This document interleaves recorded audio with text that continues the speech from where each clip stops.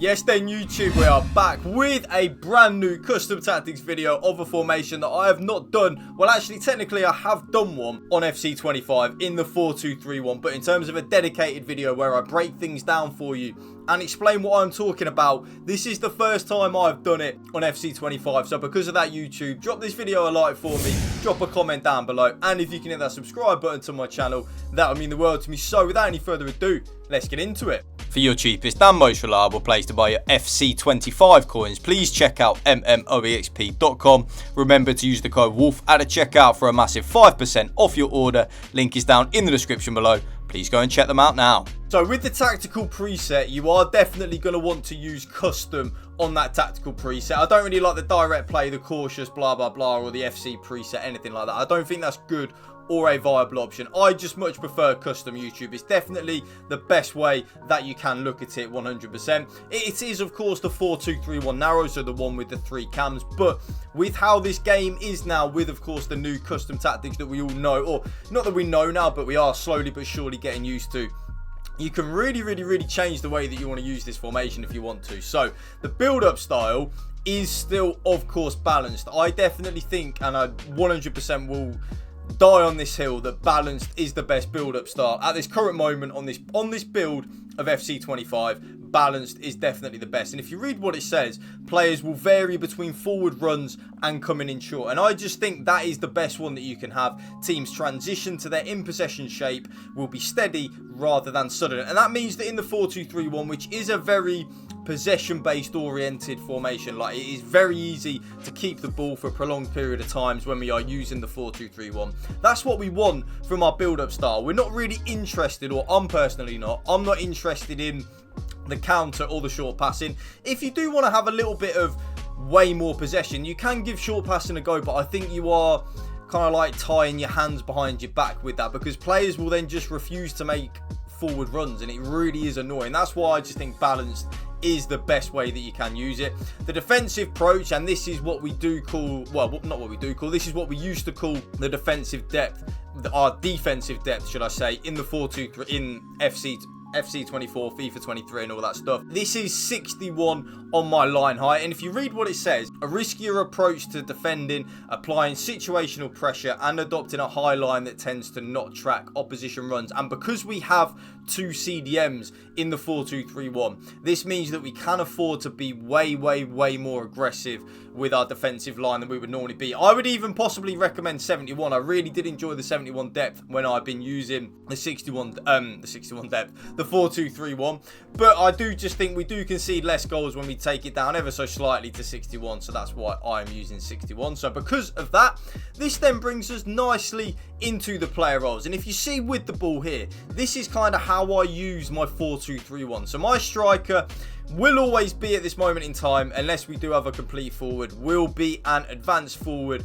with the attack and complete set. Yes, complete. So not even attack anymore, complete. What this means is a versatile attacker who usually stays close to the opposition's defensive line, but opens themselves up for the passes in the build-up and makes runs in behind for scoring chances. And then if you read what complete does, and if you look at the screen rather than attack and complete, when we do have it in attack, the striker will basically stay in them central areas of the pitch, which can be a good thing if you are looking for your striker to stay in them central areas of the pitch, but it also, YouTube, can be a bad thing. And I've noticed, and I don't know whether any of you agree, having my striker on attack rather than complete has actually hampered me a little bit over the last few days. So when you go on complete, when set to complete, the advanced forward has the freedom to move wide when necessary to receive a pass or create space with a run. And this is very important when we are playing a one striker formation, for example, like the 4-2-3-1 like today. We do want our striker to actually drift along the front line. Think of this like player like an Ollie Watkins, who will drift wherever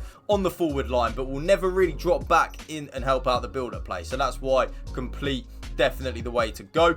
The middle cam, so the playmaker, and I've just kind of given away what I'm using on that middle cam, but the middle cam is going to be a playmaker rather than a shadow striker, as my cat is just moving about behind me. But yeah, it is going to be a playmaker rather than a shadow striker. So the playmaker, very nice. And if you read what it says, this player tends to be the creative fulcrum of a midfield, given license to roam and create space and opportunities for attack, likely to be out of position if the opposition counters. And you will definitely notice that your cam in the 4-2-3-1 a lot, and I mean a lot, of your build-up play in defense and offense, a lot will go through that middle cam, and I do use that middle cam on balanced as well. So focus on the balanced on the focus with playmaker on the roll.